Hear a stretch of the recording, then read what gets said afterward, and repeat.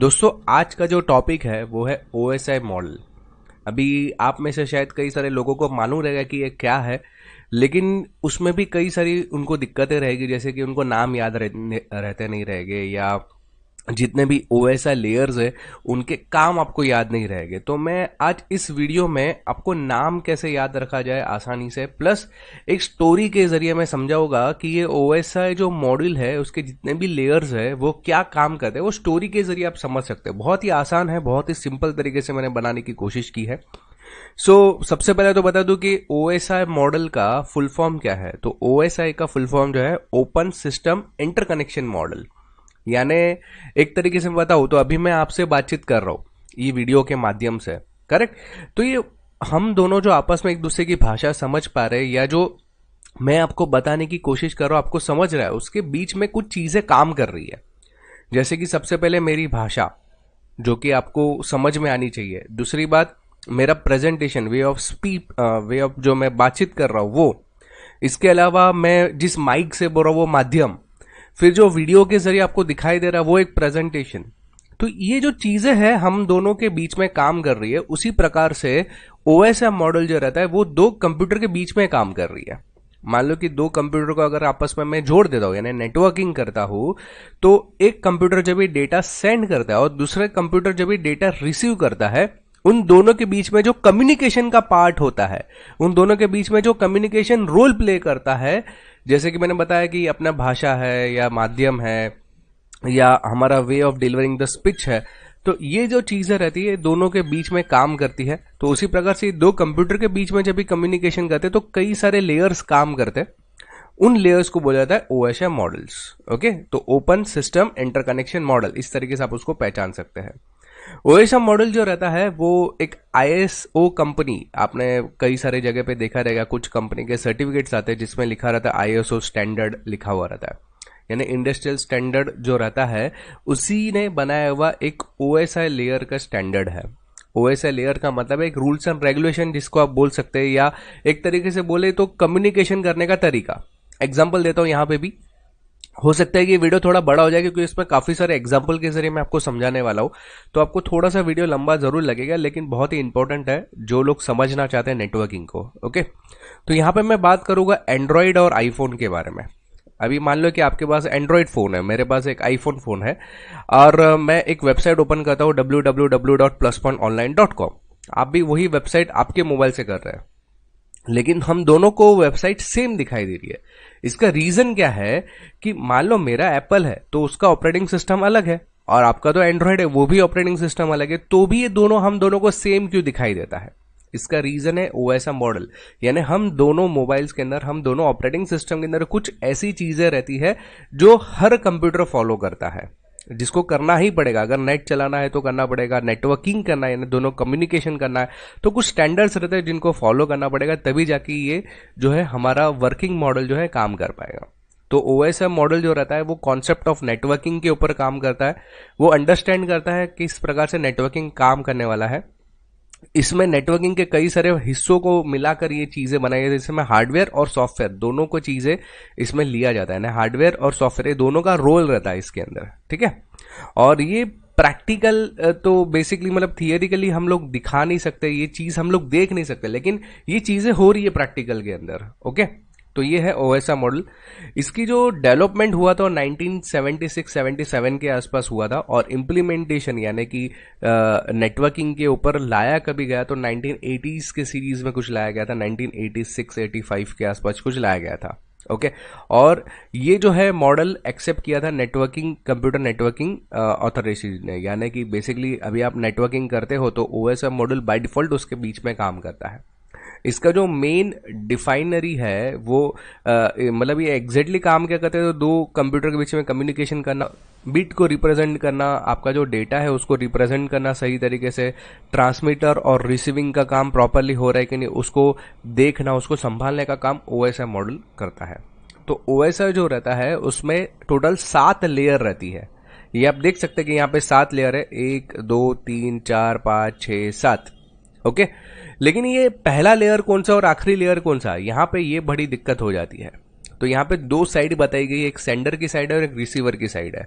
Sender की side का मतलब ये मान लो कि मैं कुछ बोल रहा हूं, ओके, तो मैं हो गया सेंडर और आप सुन रहे, तो आप क्या हो गया, रिसीवर। इसी प्रकार से दो कंप्यूटर है, एक कंप्यूटर अगर कुछ डेटा भेज रहा है उसको बोलेंगे सेंडर, दूसरा कंप्यूटर जो डेटा ले रहा है उसको क्या बोलेंगे, रिसीवर। तो सेंडर के लिए सबसे पहला लेयर कौन सा होगा, एप्लीकेशन लेयर, फिर आएगा प्रेजेंटेशन लेयर, फिर आएगा सेशन लेयर, फिर आएगा ट्रांसपोर्ट लेयर, फिर network layer, data link layer और फिजिकल लेयर। ओके, इतने लेयर्स ये ऊपर से नीचे जाएगा। और रिसीवर के पास जाने पर पहला लेयर हो जाएगा फिजिकल लेयर, फिर सेकंड लेयर ये, थर्ड लेयर ये, फोर्थ लेयर, यानी कि यहां पे जो ऊपर का है यहां पे लास्ट लेयर कहलाएगा।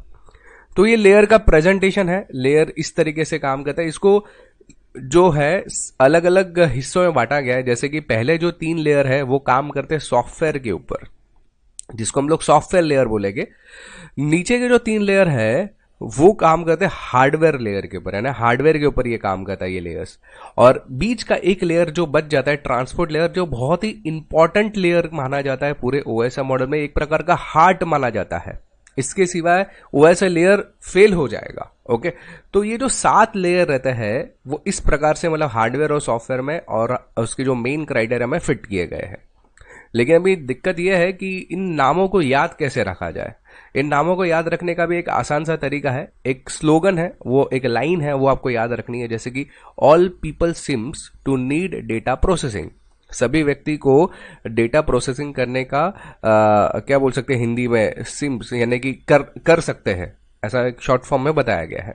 इसका मतलब क्या है, all peoples seems to need data processing, इसमें से ए को लिया पहले, ऑल का मतलब ए, तो एप्लीकेशन लेयर, पी यानी प्रेजेंटेशन लेयर, एस यानी सेशन लेयर, टू यानी कि टी ट्रांसपोर्ट लेयर, नीड यानी कि नेटवर्क, डेटा प्रोसेसिंग का मतलब डी यानी कि डेटा लिंक, फिजिकल का मतलब है, फिजिकल लेयर का मतलब है प्रोसेसिंग यानी कि पी यानी कि फिजिकल लेयर्स।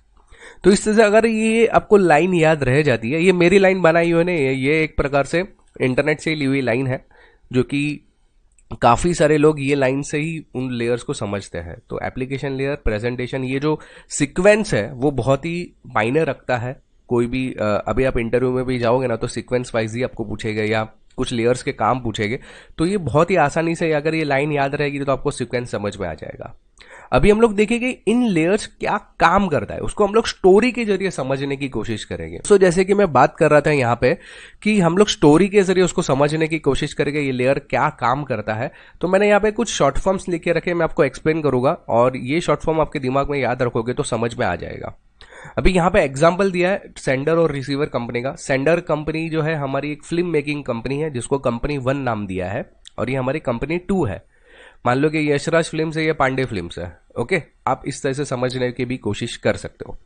अभी यहाँ पे जो है सीईओ है दोनों कंपनी के, तो यहाँ पे एप्लीकेशन लेयर जो रहेगा वो मेन आदमी कहलाएगा। ओके, यहाँ पे मैंने एक जापान के कोई बंदे का नाम लिख दिया है ईवा यू करके, जो कि जापान के एक रिप्रेजेंटेटिव का नाम है, यानी कि एक ये जो कंपनी है जापान वालों ने बनाई हुई है, जो यहाँ पे उसका नाम दिया है ईवा यू।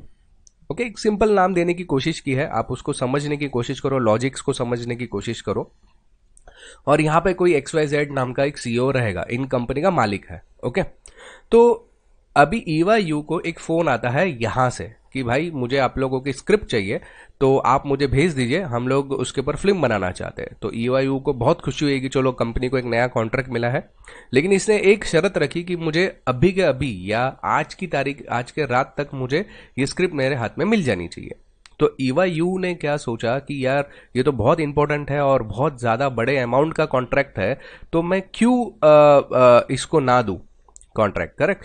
तो ईवा यू क्या बोलता है, ईवा यू की एक रिप्रेजेंटेटिव थी इंडिया में जिसका नाम था प्रियंका चोपड़ा, जो कि हमारी प्रेजेंटेशन लेयर का काम करेगा। ईवा यू के पास कॉन्ट्रैक्ट आया, याद रखिए कि ईवा यू के पास एक कॉन्ट्रैक्ट आया और इसने एक कॉन्ट्रैक्ट बना के, यानी कि प्रेजेंटेशन एप्लीकेशंस बना के इसने प्रियंका को दे दिया और उसको समझा दिया कि भाई ये जो है कॉन्ट्रैक्ट, ये इनको रात तक पूरी स्क्रिप्ट पहुंच जानी चाहिए, तभी जाके हमें कॉन्ट्रैक्ट मिलेगा, नहीं तो कंपनी को बहुत ज्यादा नुकसान होगा। तो प्रियंका चोपड़ा ने बोला कि यार ये तो बहुत दिक्कतों वाली काम होगी कि आज के आज ही ये पूरा चीज जो है मेरी दूसरी कंपनी को भेजना है। तो ये प्रियंका बोलती है ठीक है मुझे सेंड कर दो पूरा जो स्क्रिप्ट है। तो प्रियंका देखती है कि स्क्रिप्ट जो है वो 1000 पन्ने का है और ये पूरा जो है वो जापानीज लैंग्वेज में लिखा हुआ है, क्योंकि ईवाईयू को दूसरी कोई लैंग्वेज आती ही नहीं है। तो प्रियंका चोपड़ा बोलती है कि यार ये तो जापानीज लैंग्वेज में है और 1000 पेज का है। तो यहाँ पे ये जो दूसरी कंपनी है वो तो पांडे कंपनी है, जिनको तो जापानीज लैंग्वेज आएगी नहीं। तो ये लोगों को इंग्लिश में कैसे ट्रांसलेट करके दिया है, हिंदी में या उनकी लैंग्वेज में कैसे ट्रांसलेट करके दूं। तो ये क्या करती है प्रियंका चोपड़ा कि कॉन्ट्रैक्ट तो कोई भी हालत में चाहिए, तो प्रियंका चोपड़ा क्या करती है कि ये जो ईवाईयू ने जो भी डॉक्यूमेंट्स भेजे हैं उसको वो ट्रांसलेट करती है इंग्लिश में, या जो भी रिक्वायर्ड लैंग्वेज है उसमें ट्रांसलेट कर देती है। और ये देखती है कि ट्रांसलेट होने के बाद कि 1000 पन्ने का ट्रांसलेशन हुआ है, ठीक है कोई बात नहीं। और इसने क्या किया, संदीप को दे दिया, ये संदीप महेश्वरी भाई अपने। तो संदीप महेश्वरी को दिया, उसने बोला कि यार ये जो डॉक्यूमेंट्स है वो सामने वाली कंपनी को भेजने हैं और इसकी जिम्मेदारी तू उठा भी किस प्रकार से भेजनी है, लेकिन तू पहले मेक श्योर कर ले कि वो कंपनी में आज चालू है, क्योंकि आज सैटरडे है, आज कंपनी चालू है। और उनसे बातचीत भी करके देख लो कि आज के आज मिल जाएगा, ये सब कम्युनिकेशन करके देख ले। तो संदीप महेश्वरी ने क्या किया, सामने वाली कंपनी पे उसके ही साथ में मतलब उसके जितने लेवल पे काम करने वाले बंदे को फोन करके बता दिया कि भाई ये हमारा जो कॉन्ट्रैक्ट है उसके लिए डॉक्यूमेंट्स मुझे आपको सेंड करने हैं, जो कि स्क्रिप्ट है 1000 पन्ने का है और मैं आज ही आपको भेजना चाहता हूं क्योंकि आपके सीईओ को आज ही चाहिए। तो क्या कंपनी आपकी चालू है? तो सेशन लेयर ने वहां से रिप्लाई किया कि हाँ भाई मेरी कंपनी तो आज चालू है। तो इसने पूछा कि कितने बजे तक चालू है, तो इसने बोला कि 8-9 बजे तक चालू है। तो उसने बोला ठीक है आपको मैं डॉक्यूमेंट सेंड कर देता हूँ आज ही, जो स्क्रिप्ट है हमारी फिल्म की वो आज आप ही आपको सेंड कर देता हूँ, प्लीज उस स्क्रिप्ट को पढ़ लीजिए और एक बार आपको मिल जाने पर प्लीज उस स्क्रिप्ट को देख लीजिए और एक बार आपको मिल जाने पर मुझे प्लीज इन्फॉर्म कर दीजिए, यानी कि फीडबैक देने के लिए बात की इसने। तो संदीप महेश्वरी ने अपना काम बहुत अच्छी तरह से किया। फिर ये बोलता है टाइगर श्रॉफ को कि भाई मेरी बातचीत हो चुकी है, कंपनी चालू है, आज के आज जो है इस जो ये 1000 पन्ने का जो मेरा स्क्रिप्ट है वो इस कंपनी में आपको भेज देना है, कोई भी हालत से आज भिजवा दो। तो टाइगर श्रॉफ ने वो जिम्मेदारी उठाई और मतलब ट्रांसपोर्ट लेयर की भी बात कर रहा हूँ। तो टाइगर श्रॉफ क्या बोलता है, यार 1000 पन्ने हैं, बहुत ही इंपॉर्टेंट डॉक्यूमेंट्स है, तो अगर मैं 1000 पन्ने एक साथ में किसी को दूंगा और देने के लिए बोलूंगा और बीच में से कुछ पन्ने गायब हो गए गिर गए तो मैं क्या करूंगा, तो बहुत ज्यादा नुकसान हो जाएगा हमारी कंपनी का। तो टाइगर श्रॉफ क्या करता है कि ये जो अलग अलग जो 1000 जो पन्ने हैं उसको अलग अलग करने का काम करता है, यानी कि अलग अलग पैकेट्स में उसको डिवाइड कर देता है। मतलब 5 अलग अलग पैकेट्स में डिवाइड कर लिया या 10 अलग अलग पैकेट्स में डिवाइड कर लिया, 100 के हिसाब से सब पन्ने हर एक पैकेट्स में डाल दिए। यानी इसने ट्रांसपोर्ट लेने क्या किया, जो यहाँ पे इसने जो डॉक्यूमेंट बनाए थे सबसे पहले इसने ट्रांसलेट किया, इसने फीडबैक लिया कि हाँ भाई सेशन लेयर सामने मौजूद है, इतने बजे तक चालू है और इसको मिलने के बाद मुझे बताएगा। इस टाइगर श्रॉफ को दिया, टाइगर श्रॉफ ने क्या दिमाग लगाया कि ये डॉक्यूमेंट्स गुम ना जाए, बहुत ही इमरजेंसी वाले डॉक्यूमेंट्स है, तो उसने 1000 पन्ने के जो डॉक्यूमेंट्स है उसको 100 के हिसाब से 10 पैकेट्स में उसको डिवाइड कर दिया और वो भेज दिया नेहा को। अब ये नेहा कक्कर जो है वो सिंगर है, करेक्ट। तो उसने देखा कि यार वो भी थोड़ी होशियार है, उसने देखा टाइगर श्रॉफ ने तो बहुत अच्छा काम किया कि कोई भी एक डॉक्यूमेंट गुम ना जाए या गुम जाए तो हम लोग फटाफट उसको मेल कर पाए या प्रिंट करके भेज पाए। तो उसने क्या किया, ये जो 10 उसने अलग अलग पैकेट बनाए थे ट्रांसपोर्ट लेयर ने, और उसने देखा कि लेकिन इसने गलती क्या करी है कि इसमें कोई पैकेट के ऊपर नंबर नहीं दिया कि पहला पैकेट कौन सा, दूसरा पैकेट कौन सा, तीसरा पैकेट कौन सा। तो नेहा कक्कर ने क्या किया कि सबसे पहले हर पैकेट पे नंबर दे दिया कि यहाँ पे पहला पैकेट है, ये दूसरा पैकेट, ये तीसरा पैकेट। तो पैकेट्स को नंबर देने का काम नेटवर्क लेयर ने किया। इसके बाद कहां से ये पैकेट आ रहा है और कहां पे जाना है, ये जो है नेहा खक्कर ने ये भी इंप्लीमेंट किया ना कि हर पैकेट्स के ऊपर कहां पे टू और फ्रॉम लिखने का शुरू। जैसे कोई भी लेटर हम लोग लिखते हैं टू और फ्रॉम लिखते हैं, उसी तरह से नेहा कक्कर ने भी टू और फ्रॉम लिखा। और साथ ही साथ और एक इसने जिम्मेदारी वाला काम क्या किया कि इसने शॉर्टेस्ट रूट देखने की कोशिश की। इसने देखा कि अगर मेरा बंदा यहां से वहां जाएगा तो कौन सा तरीका उसको सही पड़ेगा, ट्रेन से सही पड़ेगा, कार से सही पड़ेगा, तो कार से अगर जा रहा है तो कौन से रूट से, क्योंकि 4-5 रूट है वहां पे जाने के, तो कौन से रूट से सही पड़ेगा, कहां पे अभी कम ट्रैफिक है। तो ये सब जो चीजें हैं वो नेहा ने सर्च की और ये सब जो डेटा है उसने प्रियंका चोपड़ा को दिया। अभी प्रियंका चोपड़ा ने देखा कि टाइगर श्रॉफ ने तो बहुत अच्छी तरह से पैकेट्स बनाए, इसने नंबर दे दिए, टू और फ्रॉम कहाँ पे जाना है, कहाँ से आया है, रूट उसने बता दिया। तो दीपिका ने बोला कि हाँ सही है एकदम। अभी उसने क्या किया, हर पैकेट्स को एक बार चेक किया और हर पैकेट्स को सील कर दिया ताकि बीच में से कोई डॉक्यूमेंट चुरा ना ले, बीच में से एक पन्ना भी कोई बीच में से गायब ना कर पाए। तो ये 10 डॉक्यूमेंट्स को सीलिंग करने का काम और चेक करके एनक्रिप्ट करने का, सील करने का काम किया। इसके बाद ये जो डॉक्यूमेंट दिए प्रेम चोपड़ा को, प्रेम जो है हमारा आखिरी लेयर है, फिजिकल लेयर, इसको दिया क्योंकि प्रेम ने मतलब दीपिका ने प्रेम को बोला कि जो तुझे नेहा ने रूट दिया है उसी रूट से तू जा, और ये जो डॉक्यूमेंट है 10 पैकेट्स का, वो जो है इस कंपनी में, सो एंड सो कंपनी में, फटाफट से देके आ जा, इसी रूट से जाना ताकि तुझे आसान पड़े। ये फिजिकल लेयर रहता है, यानी कि एक प्रकार से वायर का कम्युनिकेशन होता है।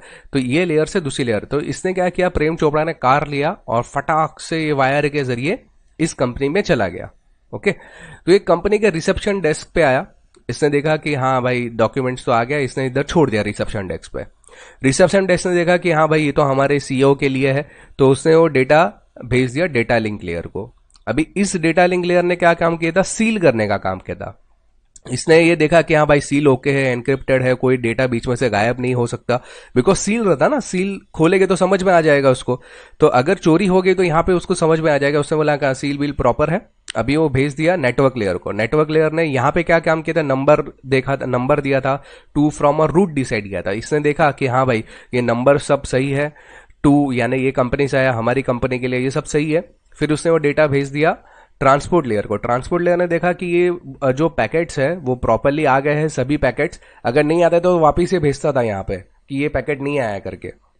लेकिन अगर 10 पैकेट इसके पास आ गए तो पैकेट्स को देख लेगा, हाँ भाई पैकेट सही है, और ये सब पैकेट्स को वापिस से पैकेट्स खोल के जो डॉक्यूमेंट्स है अंदर के 100 पन्ने के अलग अलग किए थे, तो वो एक साथ में के लिए 1000 का एक पूरा बंडल बना दिया और वो सेशन लेयर को भेज दिया, पूरा एक ही सेट बना के। सेशन लेयर ने देखा कि हाँ भाई ये डॉक्यूमेंट तो आ चुके, इसने जैसे बताया था कि अगर तुम्हारे पास डॉक्यूमेंट पहुंचे तो मुझे कॉल कर देना, तो इसने भी देखा कि हाँ भाई ये सब डॉक्यूमेंट्स तो प्रॉपर है, और जैसे ही इसके पास डॉक्यूमेंट आया इसने प्रॉपर कॉल करके इसको बता दिया कि यहाँ पे मेरे पास वो डॉक्यूमेंट्स आ चुके हैं, तो हमारा आपका जो काम है यहाँ पे कंप्लीट हो जाता है।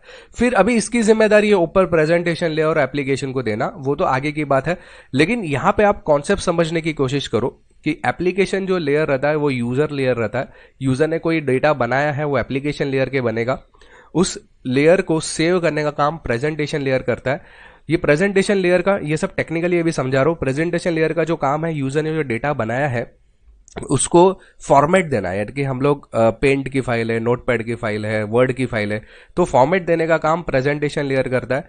इसके बाद जो सेशन लेयर क्या काम करता है, वो जो डॉक्यूमेंट जहां पे आपको भेजने हैं उस डॉक्यूमेंट के वो देखता है कि कम्युनिकेशन वहां पे हो पा रहा है कि नहीं उस पीसी के साथ में, या कम्युनिकेशन करने के बाद फीडबैक लेने का जो काम करता है वो सेशन लेयर करता है। फिर ट्रांसपोर्ट लेयर क्या करता है, जो आपको डॉक्यूमेंट्स है उसको कई हिस्सों में डिवाइड करता है ताकि आसानी से वो डॉक्यूमेंट जा पाए। नेटवर्क लेयर क्या काम करता है, उस हिस्से के आगे पीछे टू और फ्रॉम का लेबलिंग कर देता है, मैक एड्रेस लगा देता है, और मैक एड्रेस कहां से कहां जाने वाला है वो पूरा रूट उसको डिसाइड करके बता देता है। इसके बाद डेटा लिंक लेयर उन एड्रेसेस को सिक्योर कर देता है, एनक्रिप्ट कर देता है, ताकि बीच में से कोई डेटा लेकर डिक्रिप्ट ना कर पाए। और एनक्रिप्ट करने के बाद फिजिकल लेयर है ना, लैन कार्ड, राउटर्स या जो उसकी केबल है उसके जरिए वो दूसरे पीसी तक डेटा को पहुंचाने का काम करता है। तो ये बहुत ही आसानी से मैंने एक स्टोरी के जरिए आपको पहले समझाने की, फिर टेक्निकली भी आपको मैंने बताया कि किस प्रकार से पूरा काम करता है।